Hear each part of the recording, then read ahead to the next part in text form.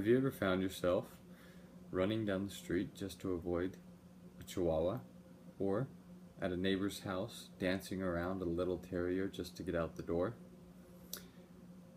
More often, we find ourselves in these situations avoiding a pesky little dog trying to nip at our heels, rather than an altercation with a larger dog.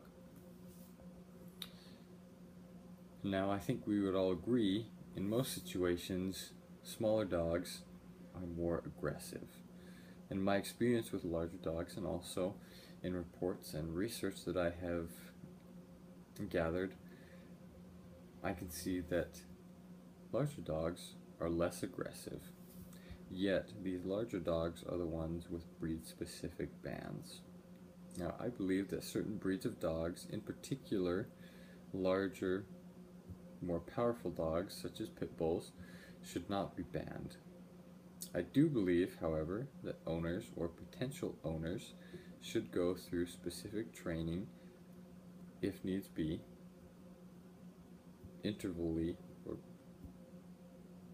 intermittently, uh, to avoid such altercations or aggressive nature that may be present in a dog, such as a bigger, more powerful dog. Now, these bigger, more powerful dogs are not innately aggressive.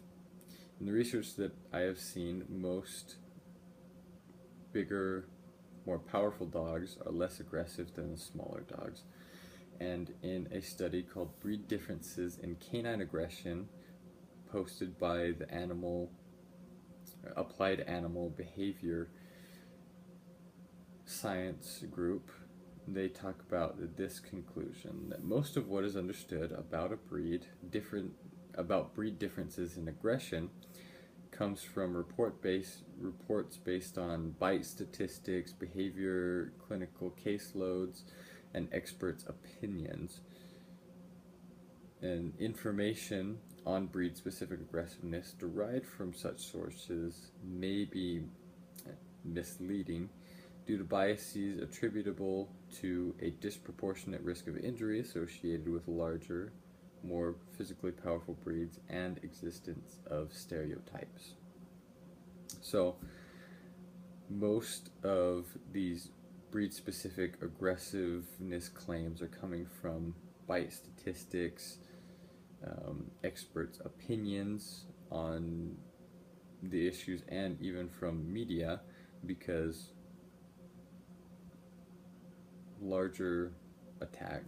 attacks from larger dogs are going to be more significant and will cause more injury than smaller dogs will. However, it does not mean that these larger dogs are more aggressive. Now, the problem, I believe, is not that the dogs are dangerous, but it is that the owner is irresponsible. The Animal Law Legal Center conducted a study and went around the country to different states, checking the statistics for the breed-specific legislation that was put in place in the United States, specifically in Michigan, Ohio, and in Ohio they found that these bite statistics weren't lower, but that the larger, more aggressive dogs had been banned, and those that had been causing this aggression and malicious activity had moved on to other dogs, rather than using these banned dogs, because obviously they couldn't get them anymore. They moved on to different breeds and would then train them to be more aggressive. Now, this is an extreme case. Not everybody is going to have a dog that they're going to train to do dog fights or be a guard dog. However, a lot of the attacks that have happened have been by dogs that have been trained to be more aggressive, and that have been involved in more malicious activities. They then go, and because they are more aggressive, will attack and have more will cause more damage to the individual that they attack. Now, these larger dogs, when they do attack, will maim people or even kill them. And which brings me to the counter argument that pit bulls especially, but larger dogs do kill more people than any other dog. Because honestly, I can't imagine a Chihuahua or any other smaller dog killing a person more than I can see a larger dog doing that. But due to this, people believe that pit bulls or larger dogs are more aggressive than any other dogs and that they should be banned. Now, although this may be true that more deaths are attributed to these breeds of dogs, I don't believe that they happen often, that these dogs are often aggressive. In another study by the Applied Animal Behavior Science Group, they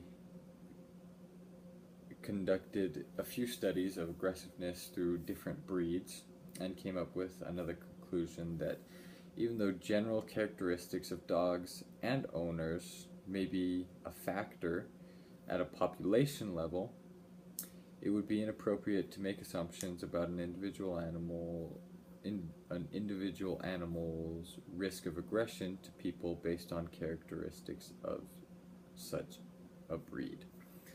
So, like my other point said as well, that it is not necessarily that the breed specifically is aggressive.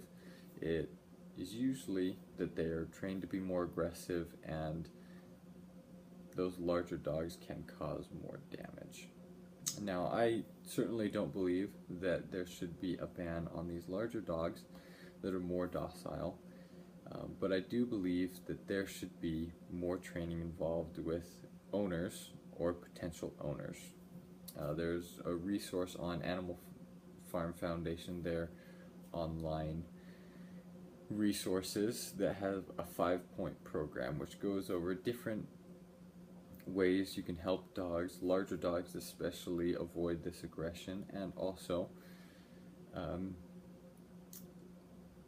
take aggressive dogs and make them less aggressive.